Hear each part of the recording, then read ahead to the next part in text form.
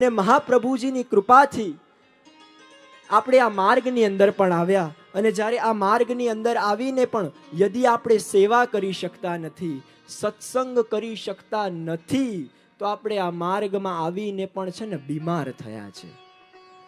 તો બીમાર થયા છે તો આપણા વૈદ કોણ છે? તો આપણા વૈદ તો શ્રી હરિરાય મહાપ્રભુજી છે.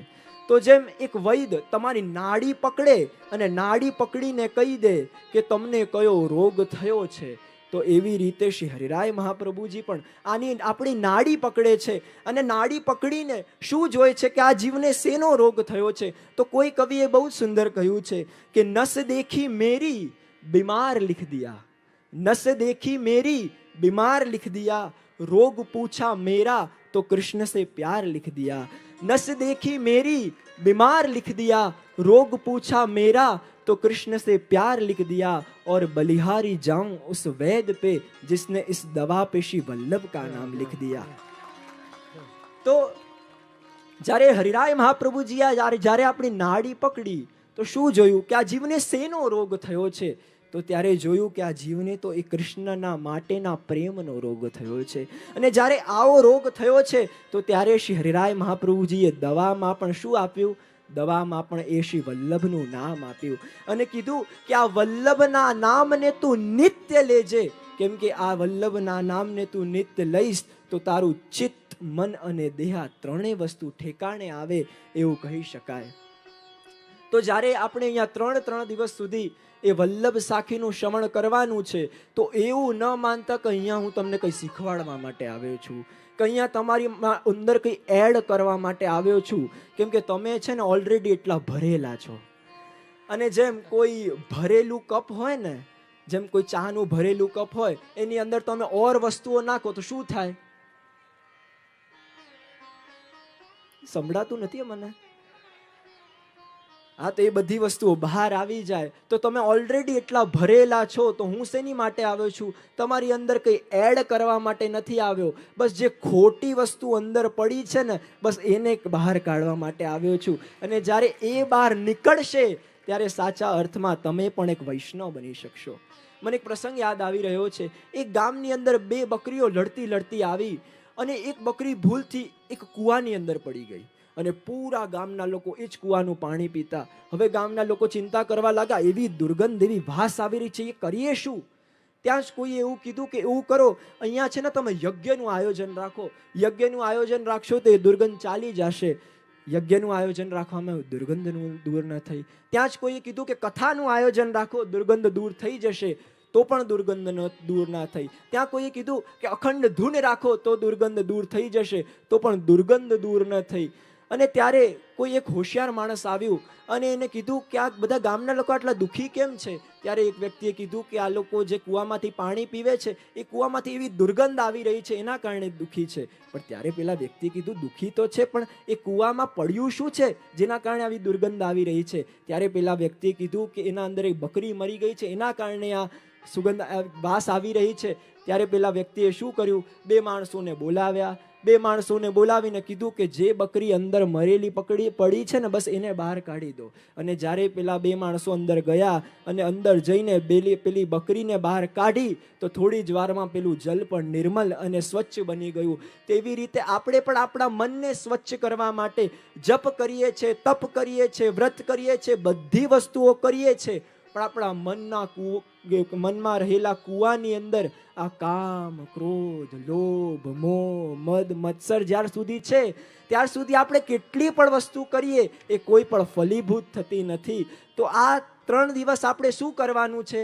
આ 3 દિવસ જે ખોટું પડ્યું છે ને, બસ એને બહાર કાઢવાનું છે. અને જ્યારે એ નીકળશે ત્યારે સાચા અર્થમાં આપણે પણ એક સારા અને સાચા વૈષ્ણવ બની શકીશું.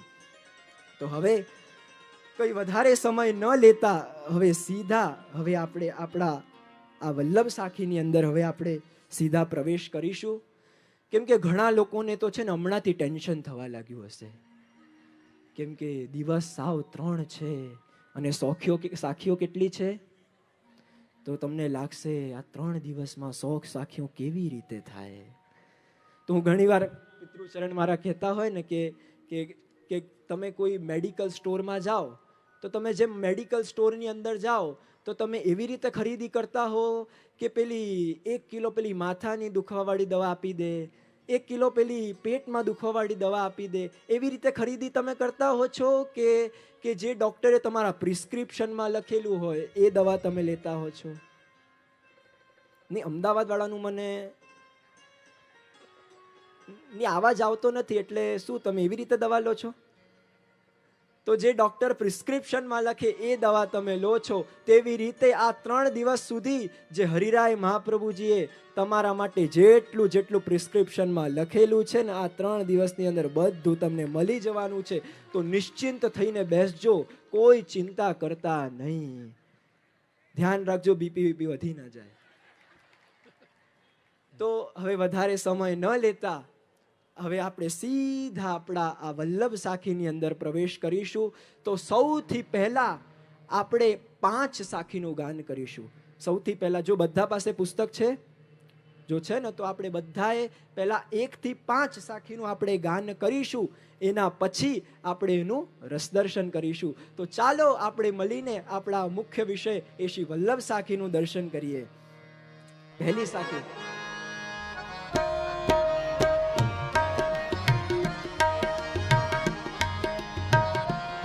પ્રથમ સાખીની અંદર શ્રી હરિરાય મહાપ્રભુજી બોલતા કહી રહ્યા છે, શ્રી વલ્લભ પદ વંદુ સદા સરસ હોત સબ જ્ઞાન.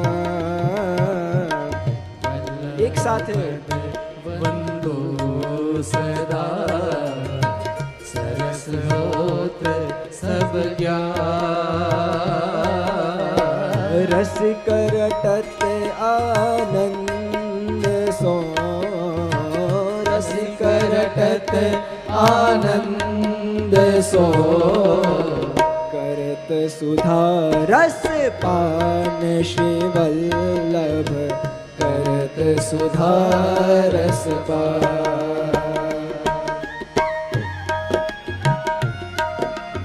હા,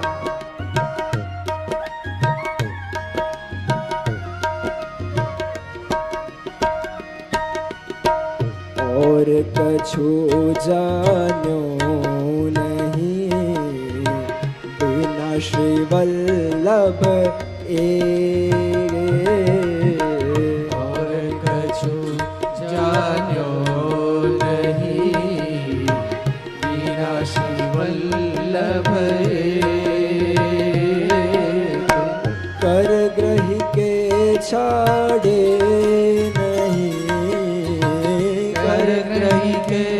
छाड़े नहीं. जिनकी ऐसी टेक श्री वल्लभ, जिनकी ऐसी टेक.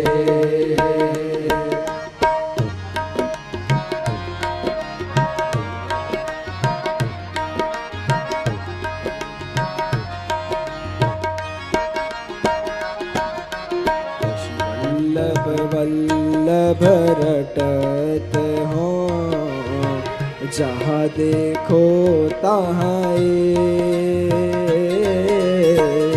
वल्लभ वल्लभ रटत हो जहाँ देखो तहाँ. इन्हीं छाड़ और ही बजे तो इन्हीं छाड़ और ही बजे तो जर जाओ वह देह श्री वल्लभ, जर जाओ वह देह.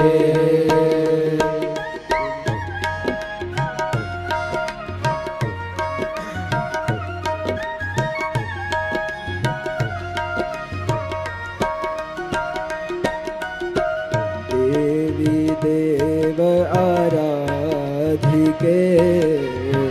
भूलो सब संसार.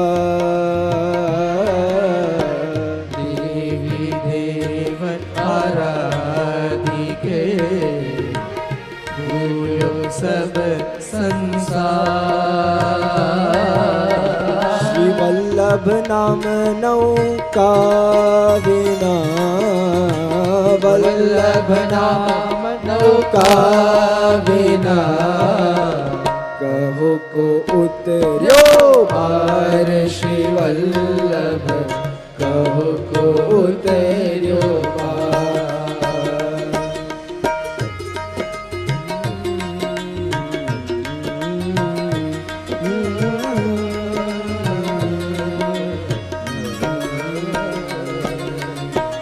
ऐसे प्रभु क्यों बिसारिए